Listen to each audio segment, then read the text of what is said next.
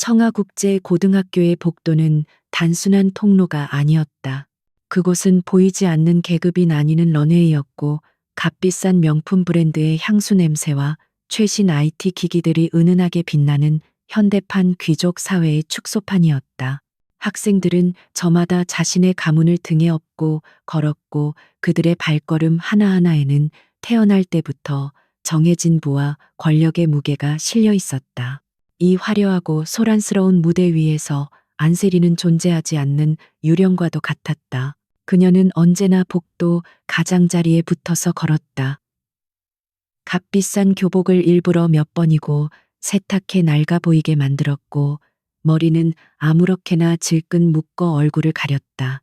그녀의 손목에는 수억 원을 호가하는 시계 대신 낡은 전자시계가 채워져 있었고 발에는 한정판 스니커즈가 아닌 평범한 흰색 운동화가 신겨 있었다. 이것은 그녀가 원해서 선택한 위장이자 이 정글 같은 곳에서 살아남기 위한 최소한의 보호색이었다.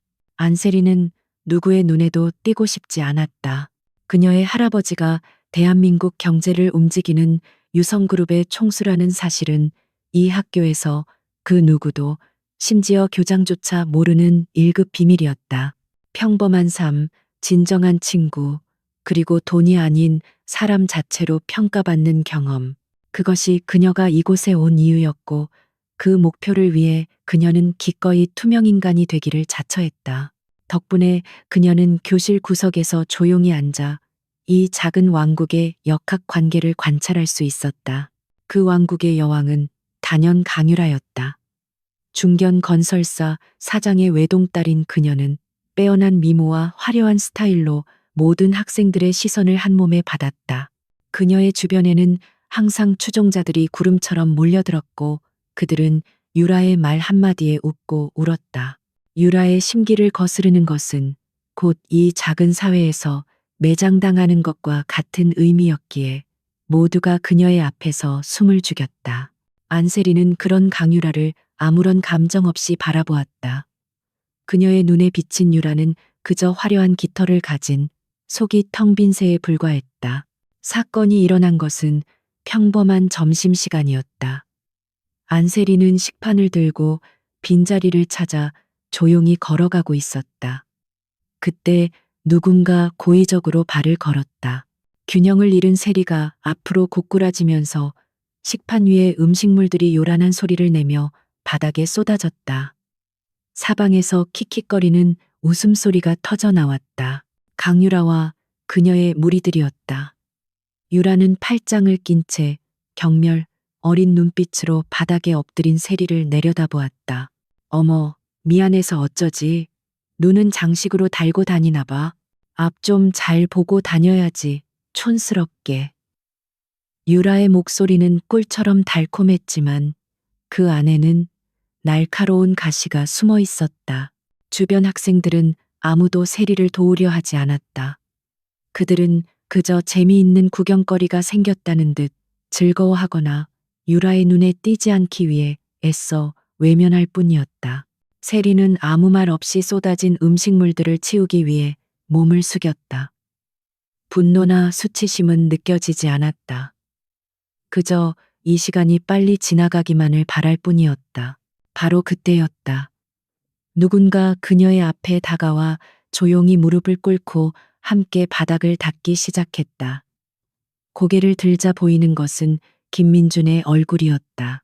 그는 이 학교에서 거의 유일한 장학생으로 뛰어난 두뇌와 성실함으로 교사들의 기대를 한몸에 받고 있는 학생이었다. 그는 유라의 무리와는 정반대의 세계에 속한 사람이었다.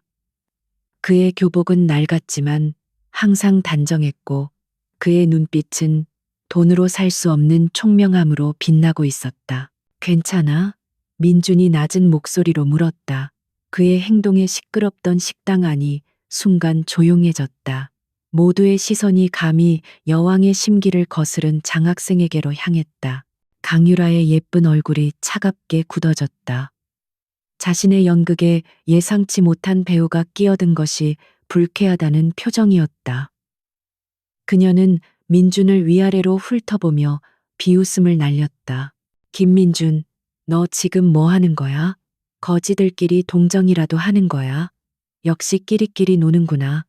민주는 유라의 조롱에도 아랑곳하지 않고 묵묵히 바닥을 다 닦은 후에야 자리에서 일어났다. 그는 세리를 향해 작게 고개를 끄덕여 보인 후 아무 일도 없었다는 듯 자신의 자리로 돌아갔다.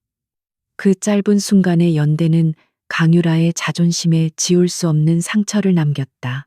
감히 장학생 따위가 자신의 면전에서 저런 이름도 없는 애를 편들다니.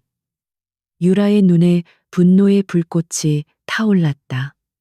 그녀는 반드시 이 굴욕을 갚아주겠다고 다짐했다. 그리고 그 복수의 대상은 안세리가 아닌 김민준을 향하게 될 것이었다. 그날 이후 강유라의 복수는 교묘하고 집요하게 시작되었다. 하지만 그녀의 목표는 처음부터 명확했다. 바로 며칠 뒤에 마감되는 미래혁신과학대회였다. 이 대회는 국내 최고의 명문대 입시에 막대한 영향을 끼치는 가장 중요한 대회였고, 김민주는 몇 달 동안 이 대회를 위해 모든 것을 쏟아붓고 있었다. 그는 해수 미세 플라스틱 정화를 위한 자가 동력 드론이라는 주제로 밤낮 없이 연구에 매달렸다. 그의 프로젝트는 단순한 고등학생 수준을 넘어 실제 상용화 가능성까지 엿보이는 획기적인 것이었다. 안세리는 멀리서 묵묵히 민준을 지켜보았다. 그녀는 그의 열정과 재능을 존경했다. 가난한 환경 속에서도 꿈을 잃지 않고 꿋꿋하게 나아가는 그의 모습은 모든 것을 가졌지만 정작 자신이 무엇을 원하는지 모르는 셀이 자신에게 큰 울림을 주었다. 그래서 그녀는 강유라가 무슨 짓을 꾸미고 있다는 것을 직감했을 때 불길한 예감에 휩싸였다. 유라는 그렇게 쉽게 물러설 인물이 아니었다. 대회 제출 마감 하루 전날 밤 예상은 현실이 되었다. 민주는 마지막 데이터 정리를 위해 늦게까지 과학실에 남아 있었다. 잠시 자리를 비운 사이 강유라와 그녀의 친구 2명이 어둠을 틈타 과학실에 잠입했다. 그들은 마치 재미있는 놀이라도 하는 것처럼 히히덕거리며 민준의 책상으로 다가갔다. 책상 위에는 지난 몇 달간의 피와 땀이 결정체인 드론 시제품과 연구 데이터가 담긴 노트북이 놓여 있었다. 유라는 경멸스러운 미소를 지으며 드론을 집어들었다. 이까지 쓰레기 때문에 나한테 감히 덤벼? 주제를 알아야지. 그녀는 망설임 없이 드론을 바닥에 내동댕이 쳤다. 정교한 부품들이 박살나며 처참한 소리를 냈다. 그것만으로는 분이 풀리지 않는 듯 그녀의 친구 중 한 명이 미리 준비해온 물병을 열어 민준의 노트북 위로 쏟아부었다. 노트북 화면이 몇 번 깜빡이다가 영원히 암흑 속으로 잠겨버렸다. 모든 것을 망가뜨린 후에야 그들은 만족한 듯 웃으며 과학실을 빠져나갔다.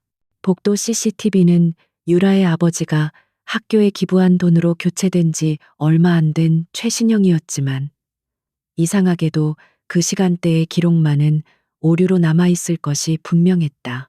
그들이 사라지고 잠시 후 과학실로 돌아온 민주는 눈앞에 펼쳐진 광경을 보고 그대로 얼어붙었다. 그의 모든 것이, 그의 미래가 산산조각나 바닥에 흩어져 있었다. 민주는 망연자실한 채 바닥에 주저앉았다.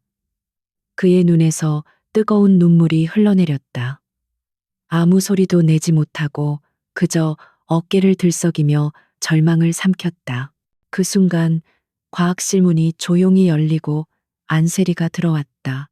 그녀는 낮에 민준의 행동에 고마움을 표하기 위해 음료수를 들고 찾아왔다가 복도 모퉁이에서 유라 일행이 나오는 것을 목격했다. 불길한 예감에 달려와 보니 이미 모든 것은 끝난 후였다. 세리는 처참하게 부서진 드론의 잔해와 절망에 빠진 민준의 뒷모습을 번갈아 보았다. 그녀의 안에서 무언가 단단히 끊어지는 소리가 났다. 지금까지 그녀는 방관자였다. 세상의 부조리와 불의를 외면하며 자신의 안위만을 생각했다. 하지만 더 이상은 아니었다. 선량한 사람의 꿈과 희망을 아무렇지 않게 짓밟는 저들의 오만함을 이대로 두고 볼 수 없었다. 그녀를 위해 나섰던 단 한 사람을 이렇게 무너지게 내버려 둘 수는 없었다. 안세리는 민준에게 다가가지 않았다. 지금 그에게 필요한 것은 어설픈 위로가 아니었다. 그녀는 조용히 뒤돌아 과학실을 나왔다. 복도를 걷는 그녀의 발걸음은 더 이상 주저하지 않았다. 차갑게 가라앉은 그녀의 눈동자에는 이전의 공허함 대신 강철 같은 의지가 서려 있었다. 그녀는 주머니에서 아무런 장식도 없는 검은색 스마트폰을 꺼냈다. 그 전화기는 유성그룹의 후계자인 그녀만이 사용할 수 있는 세상의 모든 정보망과 연결된 직통회선이었다. 그녀는 단축키 1번을 길게 눌렀다. 신호음이 한 번 울리기도 전에 중후하고 신뢰감 있는 목소리가 들려왔다. 아가씨, 부르셨습니까? 유성그룹 회장 비서실의 총책임자이자 그녀의 충직한 집사인 권 실장이었다. 안세리의 목소리는 얼음장처럼 차가웠다. 권 실장님, 지금부터 제 말이 끝날 때까지 아무것도 묻지 말고 들어주세요. 그리고 제가 말하는 그대로 정확히 이행해 주세요. 지금부터 게임의 규칙을 조금 바꿔야 할 것 같으니까요. 그녀의 목소리는 더 이상 숨어 지내던 평범한 여고생의 것이 아니었다. 그것은 거대한 제국의 왕좌에 앉을 준비를 마친 냉철하고 결단력 있는 상속인의 목소리였다. 안세리의 진짜 공간은 청하고등학교 근처의 낡은 오피스텔 꼭대기층에 숨겨져 있었다. 겉보기에는 평범한 건물이었지만 그녀가 머무는 펜트하우스는 유성그룹의 최첨단 기술력이 집약된 요새나 다름없었다. 내부는 불필요한 장식 하나 없이 미니멀하게 꾸며져 있었고 거대한 통유리창 너머로 서울의 야경이 그림처럼 펼쳐져 있었다. 이곳에서는 더 이상 그녀가 위축된 소녀 안세리가 아니었다. 그녀는 거대한 체스판을 내려다보며 다음 수를 계획하는 플레이어 안세리였다. 전화를 끄는 그녀는 곧장 거실 중앙에 있는 홀로그램 테이블로 향했다. 그녀가 허공에 손짓하자 권 실장의 모습이 3D 이미지로 떠올랐다. 그는 여전히 정중한 자세를 유지하고 있었지만 그의 눈빛에서는 아가씨의 갑작스러운 변화에 대한 우려와 결연한 충성심이 동시에 익혔다. 세리는 조금의 망설임도 없이 첫 번째 지시를 내렸다. 그녀의 목소리는 강하고 단호했으며 모든 문장은 군더더기 없이 명확했다. 우선 청하고등학교 과학실 주변의 모든 CCTV 영상을 확보해 주세요. 학교 내부망은 물론 반경 500m 이내의 모든 공공 및 사설 CCTV까지 포함해서요. 분명 학교 기록은 삭제되었을 겁니다. 하지만 그들이 드나드는 모습이 다른 곳에 찍혔을 확률이 높아요. 그녀는 잠시 말을 멈추고는 덧붙였다. 그리고 피해 학생 김민준의 파손된 노트북과 드론을 최대한 빨리 회수해야 합니다. 아마 내일 아침 청소부가 폐기물로 처리할 가능성이 커요. 흔적 없이 누구에게도 들키지 않게 처리해 주세요. 권 실장은 아무것도 묻지 않고 즉시 고개를 숙였다. 알겠습니다, 아가씨. 유성그룹 정보보안팀과 특수임무팀을 즉시 투입하겠습니다. 1시간 안에 모든 것을 처리하겠습니다. 홀로그램이 사라지자 세리는 다시 혼자가 되었다. 그녀는 차가운 유리창에 이마를 기댄 채 밖을 내다보았다. 도시의 불빛들이 마치 별처럼 쏟아져 내렸다. 하지만 그 어떤 화려한 불빛도 그녀의 마음속에 타오르는 차가운 분노를 녹이지는 못했다. 권 실장의 팀은 유령처럼 움직였다. 1시간도 채 되지 않아 청소부가 손대기 전에 쓰레기통에서 처참하게 부서진 노트북과 드론의 잔해가 회수되었다. 동시에 유성그룹의 최고 해커들로 구성된 정보보안팀은 도시의 모든 눈을 해킹하여 강유라 일당의 동선을 완벽하게 재구성해냈다. 그들은 범행 전후로 학교 근처 카페에서 웃고 떠드는 모습, 그리고 범행 직후 만족스러운 표정으로 고급 외제차에 올라타는 모습까지 모두 포착했다. 증거는 차고 넘쳤다. 회수된 노트북은 곧바로 유성그룹 RD 센터 내부에 위치한 데이터 복구 전문 연구실로 옮겨졌다. 물리적으로 완전히 파괴된 하드 드라이브를 되살리는 것은 거의 불가능에 가까운 일이었지만, 불가능은 유성그룹의 사전에 존재하지 않는 단어였다.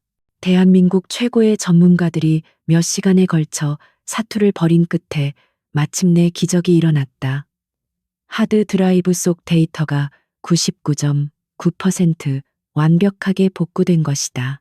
그 안에는 김민준의 피와 땀이 담긴 연구일지와 설계도, 그리고 수천 번의 시뮬레이션 데이터가 고스란히 담겨 있었다. 보고를 받은 세리는 짧게 안도의 한숨을 내쉬었다.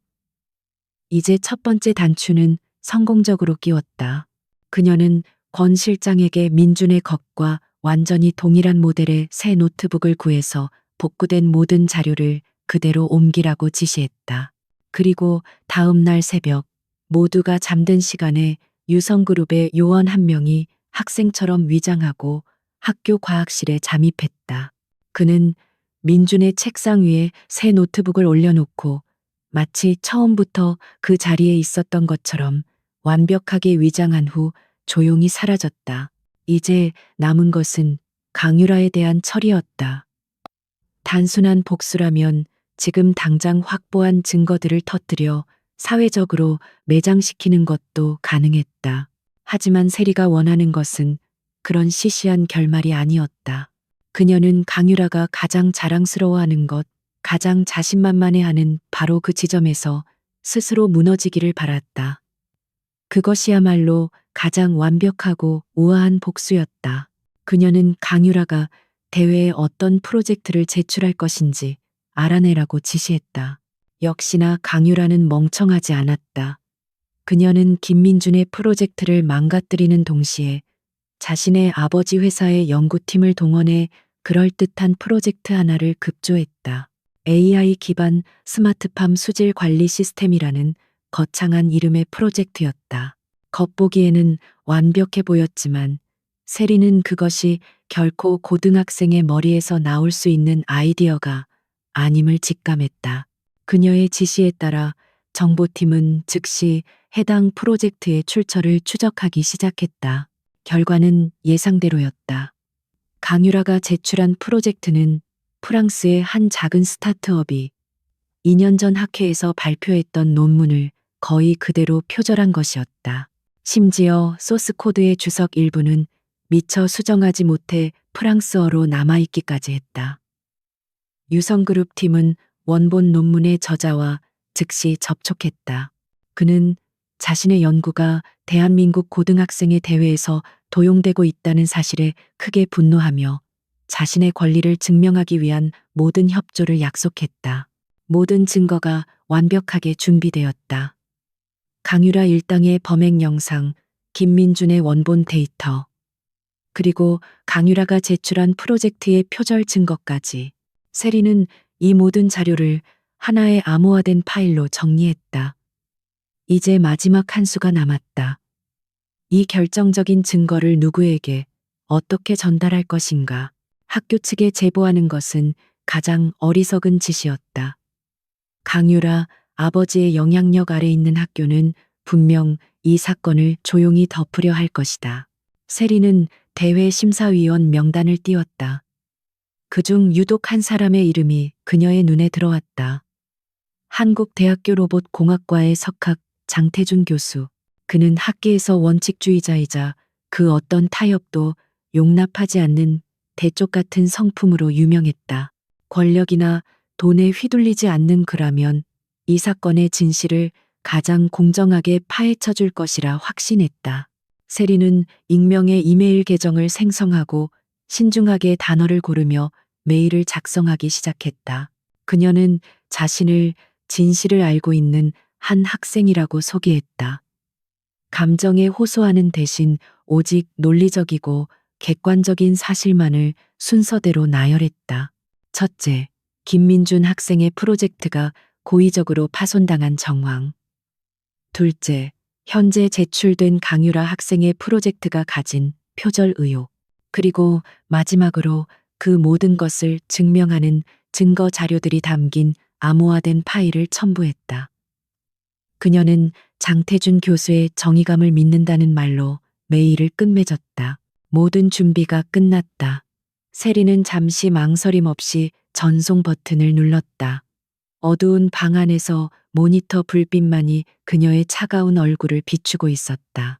화면에는 메일을 성공적으로 보냈습니다라는 작은 메시지가 떠올랐다. 그것은 단순한 메시지가 아니었다.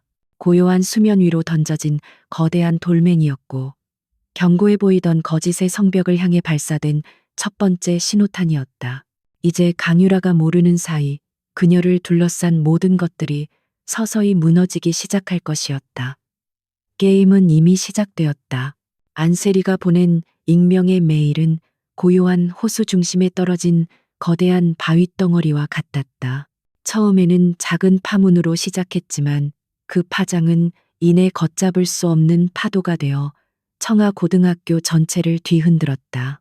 이틀 뒤 미래 혁신 과학대회 주최 측으로부터 학교에 공식적인 공문 한 장이 날아들었다.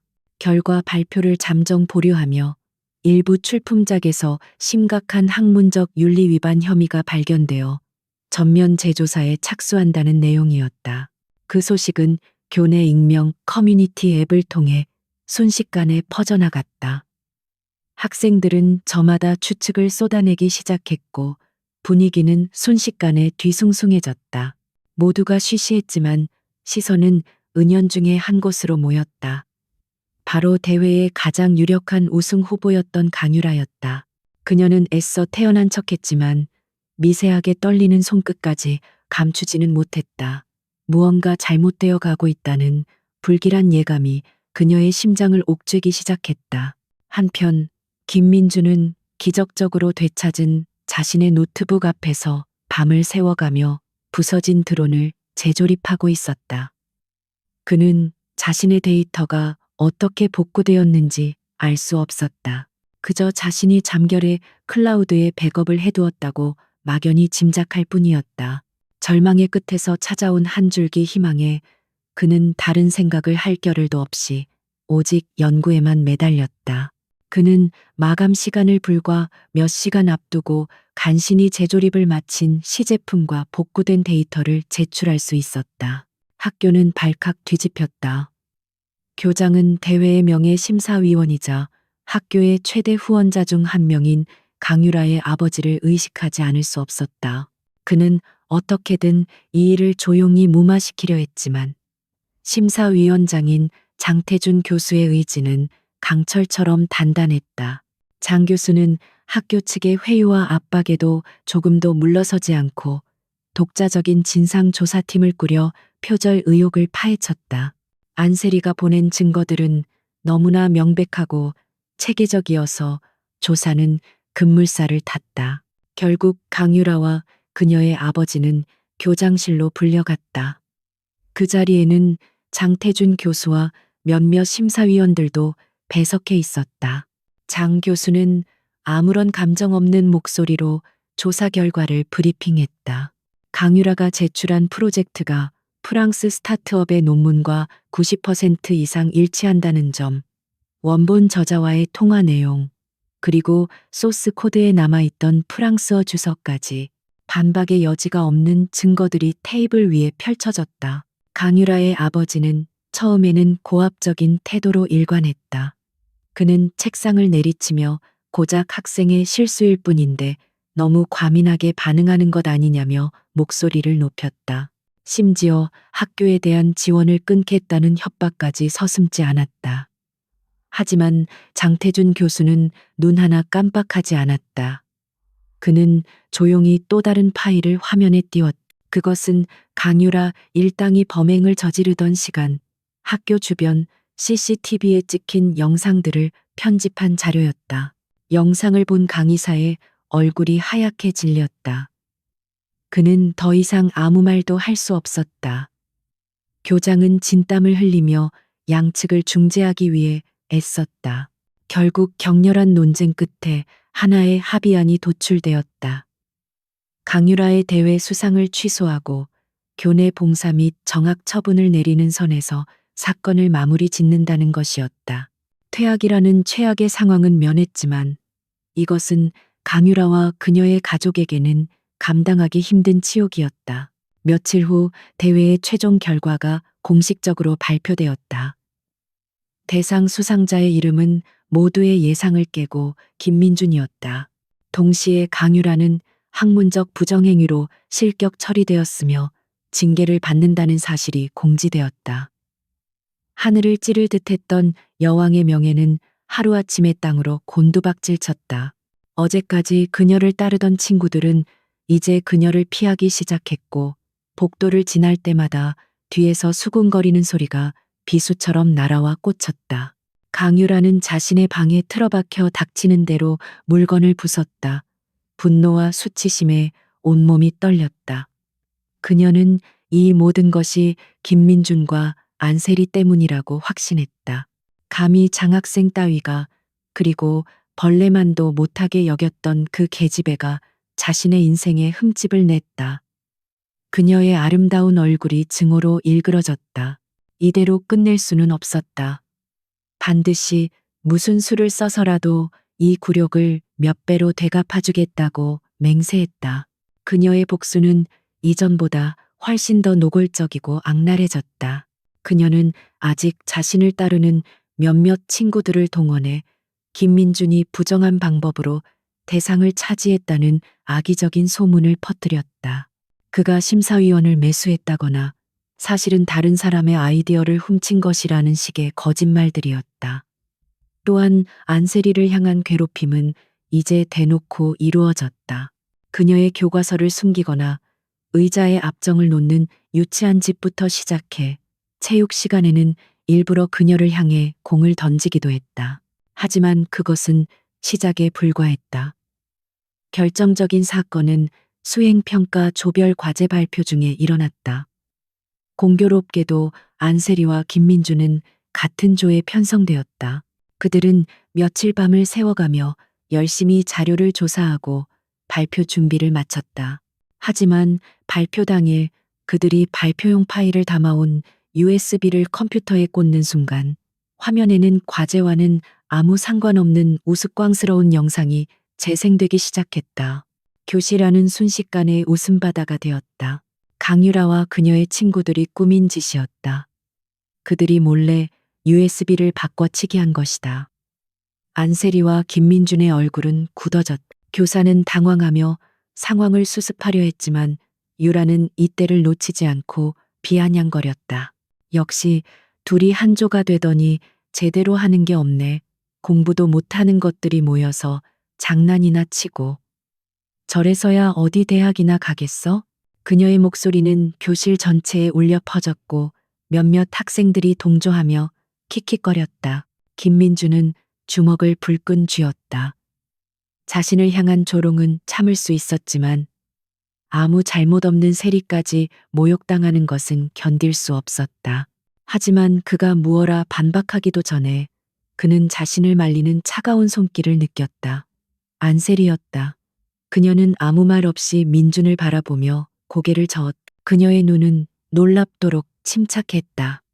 그 눈빛은 지금은 때가 아니라고, 여기서 흥분하는 것은 저들의 의도에 말려드는 것일 뿐이라고 말하고 있었다. 세리는 조용히 교실 뒤편에 앉아 이 모든 상황을 지켜보았다. 그녀는 자신의 첫 번째 수가 어떤 결과를 낳았는지 똑똑히 보고 있었다. 분명 강유라에게 타격을 주었고 김민준의 명예를 회복시켰다. 하지만 그것은 문제의 본질을 해결하지 못했다. 상처 입은 뱀은 독을 감추는 대신 더욱 맹렬하게 주위 사람들을 물어뜯기 시작했다. 강유라의 오만함은 그녀 개인의 성격 문제가 아니었다. 그것은 그녀의 아버지가 가진 권력이라는 더러운 토양 위에서 자라난 독버섯이었다. 그녀는 깨달았다. 저 독버섯을 제거하기 위해서는 그 뿌리 자체를 뽑아내야만 한다는 것을. 교실 안의 소란과 비웃음 속에서 안세리의 마음은 오히려 얼음처럼 차갑게 가라앉았다. 그녀는 더 이상 강유라를 상대로 유치한 게임을 할 생각이 없었다. 그녀의 싸움은 이제 교실이라는 작은 무대를 넘어 진짜 권력자들이 움직이는 더 크고 냉혹한 세계로 옮겨가야만 했다. 그녀의 다음 목표는 이제 강유라가 아닌 그녀의 아버지 강 이사였다. 교실에서의 소동이 있은 후 강유라의 분노는 극에 달했다. 그녀는 집으로 돌아오자마자 아버지인 강민혁 이사에게 전화를 걸어 자신이 겪은 수모를 과장 섞인 울음으로 토해냈다. 딸의 울음 섞인 목소리에 이성을 잃은 강 이사는 즉시 비서를 호출했다. 그의 목소리에는 자식의 일에 개입하는 천박한 부모의 분노와 자신의 권력이 도전을 받았다는 오만함이 뒤섞여 있었다. 김민준이라는 장학생, 그 녀석 집안에 대해 샅샅이 알아봐 먼지 하나까지 전부 털어내. 김민준의 가족은 작은 동네에서 소박한 식당을 운영하고 있었다. 정직함과 성실함을 무기 삼아 단골 손님들의 사랑을 받는 작지만 따뜻한 공간이었다. 하지만 그 평화는 강민혁 이사의 검은 손길이 닿는 순간 산산조각 나기 시작했다. 며칠 뒤 식당에 수십 년간 식자재를 납품해 오던 거래처에서 갑작스럽게 거래 중단을 통보해 왔다. 아무런 이유도 설명해 주지 않은 일방적인 통보였다. 설상가상으로 구청 위생과에서 불시 위생 점검을 나왔다. 점검은 유례 없이 까다롭고 공격적으로 진행되었고 사소한 규정 위반 하나를 문제 삼아 거액의 과태료와 함께 영업 정지 예고 처분을 내렸다. 며칠 뒤에는 소방서에서 그 다음에는 세무서에서 연이어 들이닥쳤다. 마치 약속이라도 한 듯 모든 국가기관이 민준의 부모님을 죄인처럼 몰아붙였다. 민준의 부모님은 평생을 법 없이도 살 사람들처럼 정직하게 살아왔기에 영문도 모른 채 속수무책으로 당할 수밖에 없었다. 밤늦게 집으로 돌아온 민준은 수심이 가득한 부모님의 얼굴을 보고 모든 것을 직감했다. 부모님은 애써 아들 앞에서는 괜찮은 척했지만 한숨과 걱정 섞인 대화는 벽을 넘어 민준의 귀에 들려왔다. 그는 자신의 성공이, 자신의 꿈이 오히려 가족에게 씻을 수 없는 고통을 안겨주고 있다는 사실에 절망했다. 강유라와 그녀의 아버지가 벌이는 비열한 복수극 앞에서 그는 아무것도 할 수 없는 자신의 무력함을 통감하며 주먹을 피가 나도록 세게 쥐었다. 하지만 그들이 모르는 사실이 있었다. 그들의 모든 움직임은 거대한 감시망 안에서 실시간으로 지켜봐지고 있었다. 안세리는 자신의 펜트하우스에서 홀로그램 화면을 통해 강 이사가 민준의 가족에게 가하는 압박을 처음부터 끝까지 지켜보고 있었다. 그녀의 얼굴에는 아무런 표정 변화도 없었지만 그 침묵 속에서는 용암보다 더 뜨거운 분노가 들끓고 있었다. 이것은 더 이상 학생들 사이의 다툼이 아니었다. 명백한 권력 남용이자 약자에 대한 비열한 폭력이었다. 그녀는 권 실장에게 낮은 목소리로 명령했다. 지금부터 프로젝트 네메시스를 가동합니다. 네메시스는 유성그룹 내에서도 극소수만 아는 비공식 특수팀의 코드네임이었다. 전직 국정원 요원, 최고의 화이트 해커, 그리고 날카로운 분석력을 지닌 회계사들로 구성된 이 팀은 오직 총수 일가의 직접적인 지시만을 받는 유성의 그림자 부대였다. 그들의 임무는 단 하나, 강민혁 이사와 그의 회사인 대진건설의 모든 것을 파헤치는 것이었다. 강 이사의 개인적인 비리부터 대진건설의 경영 비리까지 사소한 것 하나도 놓치지 마세요. 그의 자금 흐름, 인맥, 과거, 행적, 숨겨진 약점까지 전부 다요. 저는 그가 쌓아올린 성이 얼마나 부실한 모래성인지 알고 싶습니다. 세리의 지시는 단호했다. 권 실장은 명을 받들겠습니다. 아가씨. 라는 짧은 대답과 함께 즉시 움직였다. 거대한 기계의 톱니바퀴가 맞물려 돌아가기 시작하듯 유성그룹의 보이지 않는 힘이 대진건설을 향해 조용히 뻗어나가기 시작했다. 네메시스 팀의 조사는 상상을 초월하는 속도와 정확성으로 진행되었다. 해킹팀은 대진건설의 허술한 내부 보안망을 단 몇 시간 만에 뚫고 들어가 모든 회계 자료와 내부 문건을 다운로드했다. 현장팀은 강 이사의 비서와 운전기사에게 접근하여 그들의 불만을 이용 결정적인 정보들을 빼내는 데 성공했다. 분석팀은 다운로드한 방대한 자료들을 밤새 분석하며 강 이사의 비자금 조성 방식과 뇌물 장부를 찾아내기 시작했다. 얼마 지나지 않아 충격적인 사실들이 속속 드러나기 시작했다. 대진건설은 최근 완공한 시립도서관 공사에서 값싼 중국산 저급 자재를 국산 최고급 자재로 속여 납품하고 그 차액 수십억 원을 비자금으로 조성한 정황이 포착되었다. 또한 공사 수주 과정에서 담당 공무원들에게 거액의 뇌물을 건넨 사실도 회계 장부의 이면 계약서를 통해 밝혀졌다. 강민혁이라는 인물은 자신의 성공을 위해 타인의 안전과 사회의 신뢰를 아무렇지 않게 짓밟는 부패한 기업가 그 자체였다. 조사가 진행될수록 안세리의 표정은 점점 더 차갑게 굳어갔다. 이것은 단순히 한 사람을 파멸시키는 문제가 아니었다.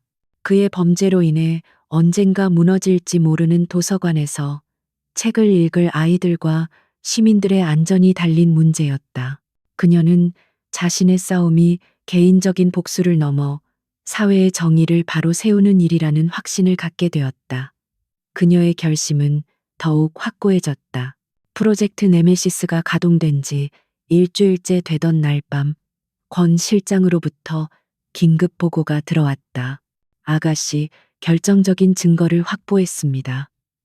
분석팀이 강 이사의 최측근인 재무 담당 상무의 개인 서버에서 암호화된 비밀 장부를 발견한 것이다. 그 장부에는 지난 5년간 대진건설이 정관계 인사들에게 건넨 모든 뇌물의 날짜, 금액, 수령인, 그리고 목적까지 상세하게 기록되어 있었다. 그것은 대한민국을 뒤흔들 수 있는 거대한 판도라의 상자였다. 안세리는 자신의 홀로그램 테이블에 띄워진 비밀 장부의 내용을 조용히 내려다보았다. 수많은 이름들과 천문학적인 액수의 돈들이 거미줄처럼 얽혀 있었다. 그 거미줄의 중심에 바로 강민혁 이사가 있었다. 그의 탐욕이 만들어낸 부패의 제국은 생각보다 훨씬 더 거대하고 견고해 보였다. 하지만 세리는 알고 있었다.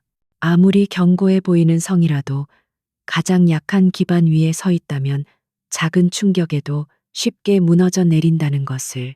그녀는 장부를 샅샅이 훑어보던 중 한 가지 흥미로운 거래 내역을 발견했다. 대진건설이 유성그룹의 자회사 중 하나인 유성물산과 최근 대규모 자재 공급 계약을 맺은 것이었다. 아마도 강 이사는 유성그룹과의 거래를 통해 자신의 회사를 한 단계 더 격상시키고 싶었을 것이다. 그는 자신이 상대하는 거대한 제국의 진짜 주인이 누구인지 꿈에도 모른 채 스스로 호랑이 굴로 걸어 들어온 셈이었다. 차가운 미소가 세리의 입가에 번졌다. 기반이 썩어 있었군요. 그녀가 나지막이 읊조렸다.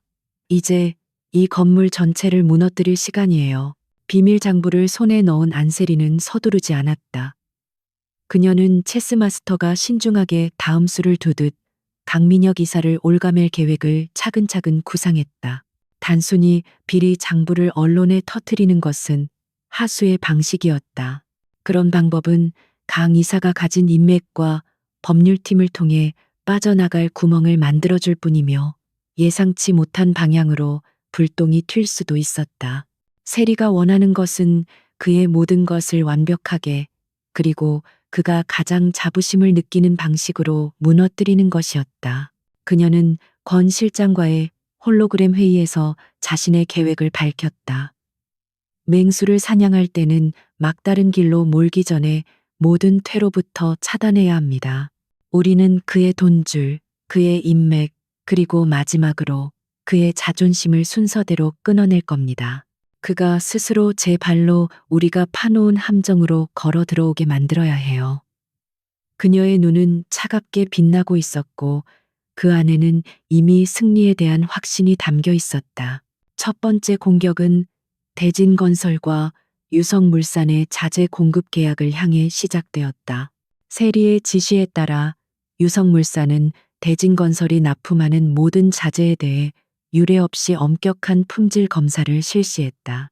유성그룹의 최고 전문가들로 구성된 검사팀은 최첨단 장비를 동원하여 자재의 강도, 성분, 내구성 등을 마이크로 단위까지 분석했다.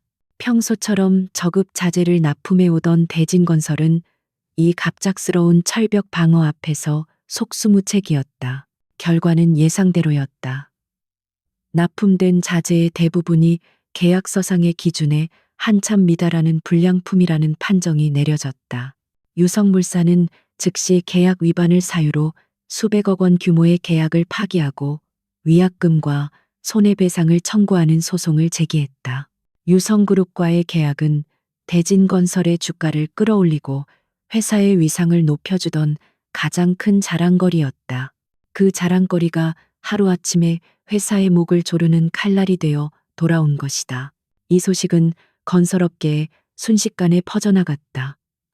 강민혁 이사는 충격에 빠졌다. 그는 유성 측에 항의하려 했지만 그들이 내민 완벽한 데이터와 분석 자료 앞에서 아무런 말도 할 수 없었다. 설상가상으로 이 사건은 그의 회사에 대한 신뢰도에 치명적인 타격을 입혔다. 대진건설과 거래하던 다른 기업들마저 등을 돌리기 시작했고 은행들은 대출금의 조기 상환을 압박해왔다.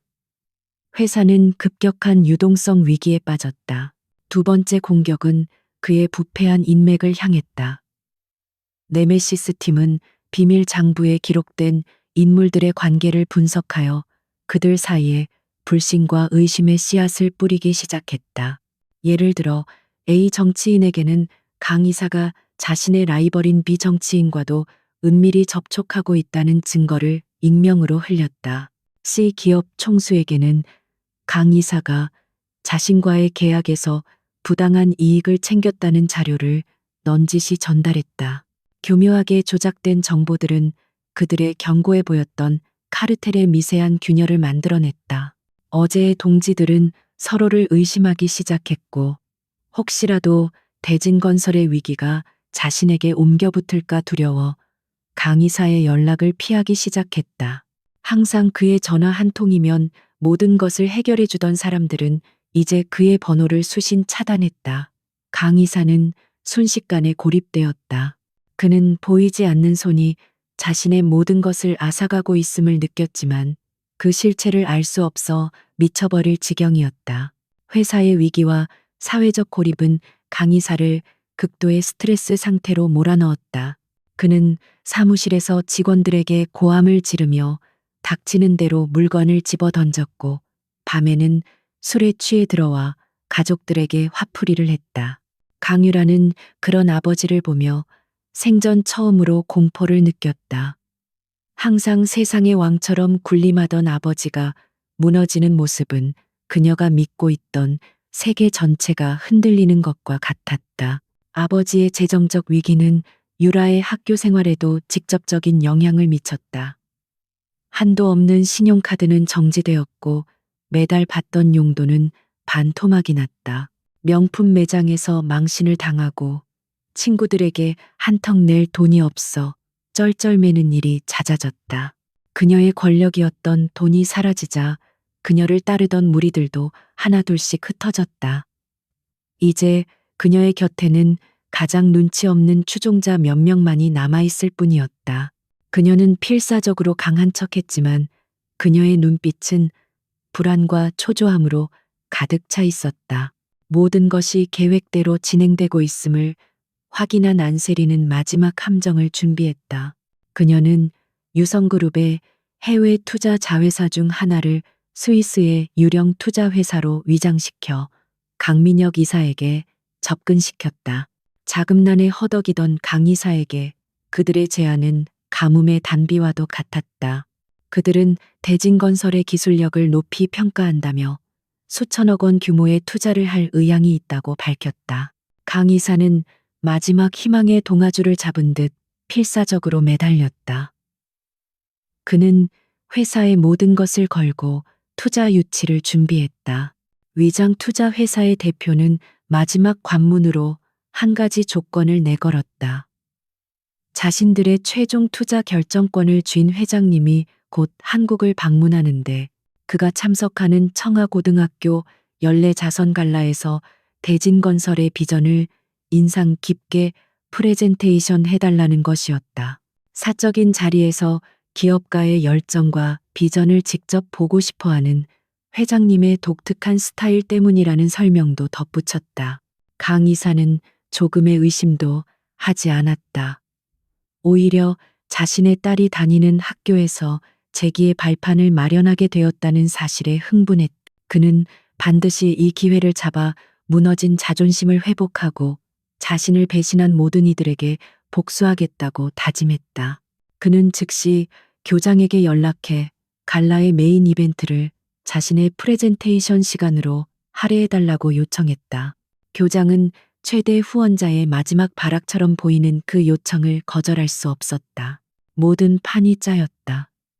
강민혁 이사는 자신의 처형대가 될 무대를 스스로 준비하고 있었다. 안세리는 자신의 펜트하우스에서 갈라 행사 기획안을 넘겨보고 있었다. 기획안에는 대진건설 강민혁 이사 특별 프레젠테이션이라는 순서가 선명하게 적혀 있었다. 그녀는 기획안을 조용히 덮었다. 이제 남은 것은 화려한 막이 오르기를 기다리는 것뿐이었다. 그 막이 내릴 때 어떤 이는 모든 것을 잃고 어떤 이는 모든 것을 되찾게 될 것이었다. 청하고등학교의 연례자선 갈라는 대한민국 0.1% 상류층의 사교계를 압축해 놓은 무대였다. 최고급 호텔의 그랜드 볼룸은 수천 송이의 백합과 샹들리에 크리스털 빛으로 화려하게 빛났고 공기 중에는 값비싼 향수와 은밀한 야망의 냄새가 뒤섞여 있었다. 정재계의 거물들, 유명 법조인과 의료계 인사들, 그리고 그들의 자녀들이 한자리에 모여 서로의 부와 권력을 과시하며 보이지 않는 탐색전을 벌이고 있었다. 이 화려한 전쟁터에 강민혁 이사 가족이 모습을 드러냈다. 강 이사는 애써 당당한 표정을 지었지만 초조함으로 굳은 어깨는 감추지 못했다. 그의 아내와 딸 강유라 역시 값비싼 드레스와 보석으로 치장했지만 그들의 미소는 어색하기 짝이 없었다. 오늘 밤은 그들에게 마지막 기회였다. 여기서 재기에 성공하지 못하면 나락으로 떨어질 것이라는 사실을 모두가 본능적으로 알고 있었다. 얼마 지나지 않아 김민중과 그의 부모님이 행사장에 들어섰다. 대회 대상 수상자 가족 자격으로 특별히 초대된 그들은 이질적인 풍경 속에서 어쩔 줄을 몰라 했다. 민준의 아버지는 낡았지만 깨끗하게 다린 양복을, 어머니는 가장 아끼는 정장을 꺼내 입었지만 주변의 화려함 속에서 그들의 모습은 초라해 보였다. 민준은 어색함에 고개를 숙인 채 부모님 곁을 지켰다. 그리고 안세리가 나타났다. 그녀는 다른 이들처럼 화려한 드레스가 아닌 단정한 검은색 원피스 차림이었다. 특별한 장신구 하나 없이 평소 학교에서처럼 조용하고 눈에 띄지 않는 모습 그대로였다. 그녀는 행사장 입구에서 명단을 확인한 후 웨이터가 건네는 음료수 잔을 들고 가장 구석진 어둠 속으로 조용히 사라졌다. 오늘 밤의 주인공은 그녀가 아니었으므로 그녀는 기꺼이 마지막까지 관객으로 남아있기로 했다. 행사는 교장의 상투적인 연설과 함께 시작되었다. 그는 학교의 발전에 기여한 후원자들에게 감사를 표하며 특히 어려운 상황 속에서도 학교를 위해 큰 결심을 해주신 대진건설의 강민혁 이사를 특별히 언급했다. 모든 하객의 박수 소리와 함께 강 이사가 무대 위로 올라섰다. 그의 등 뒤에 있는 거대한 스크린에는 대진건설의 로고가 선명하게 떠올랐다. 그는 오늘 밤에 구원자가 될 스위스 투자사의 회장님이 앉아있을 VIP석을 향해 가장 자신감 있는 미소를 지어 보였다. 그의 프레젠테이션은 절박한 만큼이나 호소력이 짙었다. 그는 대진건설의 역사와 성과를 열정적으로 설명하며 정직과 신뢰라는 단어를 수없이 반복했다. 그는 마치 자신이 온갖 시련을 이겨낸 불굴의 기업가인 것처럼 연기했고, 일부 하객들은 그의 연설에 감동한 듯 고개를 끄덕였다. 자신감을 얻은 그는 연설의 마지막 부분에서 치명적인 실수를 저지르고 말았다. 그는 오만함에 취해 자신의 권력을 과시하고 싶다는 유혹을 이기지 못했다. 그는 객석에 앉아 있는 김민준의 가족을 손으로 가리켰다. 저기 저 학생과 가족분들이 보이십니까? 저희 대진건설은 저렇게 어려운 환경 속에서도 꿈을 잃지 않는 인재들을 후원하는 사회적 기업입니다. 기업의 이익은 반드시 사회에 환원되어야 한다는 것이 저의 오랜 지론입니다. 그의 말은 칭찬처럼 들렸지만 그 안에는 너희 같은 서민들은 우리의 자선 없이는 성공할 수 없다는 잔인한 낙인이 담겨 있었다. 민준의 부모님은 당황스러움과 모멸감에 얼굴이 붉어졌다. 그것으로도 모자라 강의사의 눈은 구석에 서 있는 안세리를 발견했다. 그는 혀를 차며 경멸 섞인 목소리로 말했다. 물론 저렇게 자신의 본분도 모르고 노력도 하지 않는 학생들에게까지 기회가 돌아가서는 안 되겠지요. 세상은 공평해야 하니까요. 그가 안세리를 공개적으로 모욕하는 순간이었다. 바로 그때 행사장 뒤편의 거대한 문이 굉음과 함께 활짝 열렸다. 모든 사람의 시선이 문으로 향했다. 눈부신 조명 속으로 대한민국 경제의 살아있는 신화, 유성그룹의 안태환 회장이 모습을 드러냈다. 그의 등장은 그 자체로 하나의 사건이었다. 사적인 모임에 절대 모습을 드러내지 않기로 유명한 그가 나타나자 행사장은 물을 끼얹은 듯 조용해졌다. 안 회장은 수십 명의 수행원과 권 실장을 대동한 채 그 어떤 소음도 허락하지 않는 절대적인 위압감을 뿜어내며 무대를 향해 천천히 걸어왔다. 무대 위에서 완전히 넋이 나간 강의사를 지나친 안 회장은 사회자에게서 마이크를 건네받았다. 그의 목소리는 나지막했지만 볼륨 안의 모든 사람들의 뼛속까지 파고드는 힘이 있었다. 이런 소란스러운 자리를 그다지 좋아하지 않지만 오늘은 꼭 참석해야 할 이유가 생겼습니다. 그는 잠시 말을 멈추고 객석을 둘러보았다. 그리고 구석에 서 있는 안세리를 향해 손짓했다. 제 하나뿐인 손녀딸이 이 학교에 다니고 있기 때문입니다. 바로 저 아이 안세리입니다. 그 말이 터져나오는 순간 행사장은 거대한 충격에 휩싸였다. 모든 이들의 눈이 경악과 불신으로 물들어 안세리에게로 향했다. 그 누구도 무시하고 경멸했던 존재감 없던 소녀가 대한민국 최고 재벌의 유일한 상속녀라는 사실을 받아들일 수 없었다. 강유라의 얼굴은 새하얗게 질리다 못해 투명해질 지경이었다. 그녀는 자신의 눈앞에 펼쳐진 현실을 부정하며 비명을 지를 뻔했다. 안 회장은 충격에 빠진 사람들을 아랑곳하지 않고 얼어붙은 강민혁 이사에게로 시선을 돌렸다. 강민혁 사장. 자네가 오늘 큰 투자를 유치하기 위해 이 자리에 섰다고 들었네. 안 회장의 말에 강 이사는 본능적으로 VIP석을 돌아보았다. 스위스 투자사 대표는 어느새 자리에서 일어나 안 회장의 뒤에 서서 그를 차갑게 내려다보고 있었다. 그는 유성그룹의 해외 법무팀장이었다. 유감스럽게도 그 투자는 없던 일이 될 것 같군. 대신 오늘 아침부로 유성캐피탈에서 대진건설의 모든 부실 채권을 인수했네. 이제 자네 회사의 주인은 내가 된 셈이지. 안 회장의 선고와 동시에 강 이사의 프레젠테이션이 떠있던 무대 뒤 스크린이 다른 화면으로 바뀌었다. 화면에는 대진건설이 시립도서관 공사에 사용한 불량자재에 대한 분석 보고서가 떠올랐다.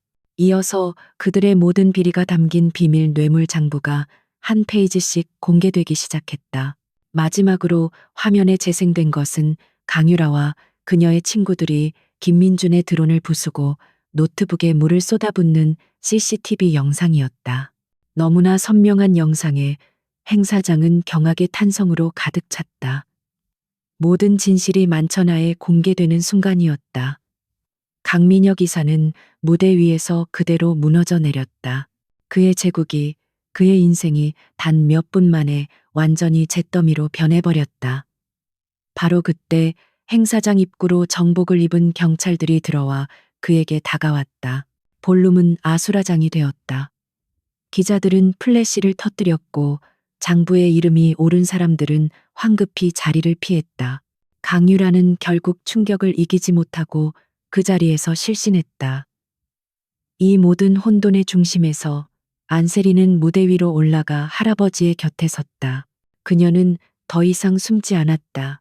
차가운 눈으로 아버지가 끌려가는 모습을 멍하니 바라보는 강유라를, 그리고 이 모든 상황을 믿을 수 없다는 듯 바라보는 김민준을 조용히 응시했다. 길고 길었던 싸움이 마침내 끝나는 순간이었다. 갈라에서의 밤이 남긴 후폭풍은 대한민국을 강타한 거대한 태풍과도 같았다. 언론은 연일 갈라게이트라는 이름으로 대진건설의 비리 의혹과 유성그룹 후계자의 등장을 대서특필했다. 강민혁 이사의 비밀 장부에 이름이 오른 정재계 인사들은 줄줄이 검찰 조사를 받았고 대한민국 사회의 부패한 커넥션이 그 추악한 민낯을 드러냈다. 대진건설은 결국 파산했고 강 이사는 수십 년의 중형을 선고받고 몰락했다. 강유라의 세계는 완전히 무너져 내렸다. 아버지는 구속되고 집은 채권단에게 넘어갔으며 그녀가 누려왔던 모든 부와 명예는 신기루처럼 사라졌다. 학교는 즉시 징계위원회를 열어 그녀와 가해에 동참했던 친구들에게 퇴학 처분을 내렸다.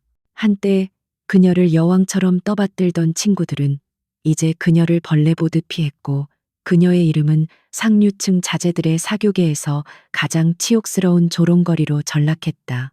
그녀는 자신이 그토록 경멸했던 이들보다 더 비참한 나락으로 떨어져 자신의 행동이 어떤 결과를 낳았는지 뼈저리게 마주해야 했다. 폭풍이 휩쓸고 간 청하고등학교에 안세리가 다시 등교했을 때 모든 것이 변해 있었다. 어제까지 그녀를 투명인간 취급하던 학생들은 이제 그녀의 눈치를 보며 어떻게든 말을 걸어보려 했었다. 그녀를 못 본 척 외면하던 교사들은 이제 복도에서 마주칠 때마다 90도로 허리를 숙여 인사했다. 세상은 그녀가 안셀이라는 이유가 아닌 유성그룹의 상속녀라는 이유로 그녀에게 친절을 베풀었다. 그 위선적인 관심 속에서 세리는 더 깊은 고독감을 느꼈다. 그녀에게 진심으로 다가온 사람은 김민준뿐이었다. 그는 모든 사건이 정리된 후 학교 옥상에서 조용히 세리를 기다렸다. 어색한 침묵 속에서 먼저 입을 연 것은 민준이었다. 고마워, 나를 위해서, 그리고 어쩌면 너 자신을 위해서 싸워줘서. 네가 아니었다면 내 꿈은 그날 과학실에서 끝났을 거야. 그리고 불의는 영원히 정의를 이겼겠지. 그의 눈에는 진심 어린 감사가 담겨 있었다. 세리는 옅은 미소를 지으며 대답했다. 나 역시 너에게 고마워. 너는 모두가 나를 외면할 때 유일하게 손을 내밀어준 사람이었어. 네가 보여준 작은 용기가 나에게 더 큰 용기를 낼 수 있게 해줬어. 그러니 이건 나 혼자만의 싸움이 아니었던 셈이지. 두 사람은 더 이상 많은 말을 하지 않았다. 하지만 그들의 눈빛은 이미 서로의 상처를 위로하고 서로의 용기를 존중하는 깊은 유대감을 나누고 있었다. 며칠 후 안세리는 할아버지인 안태환 회장의 집무실을 찾았다.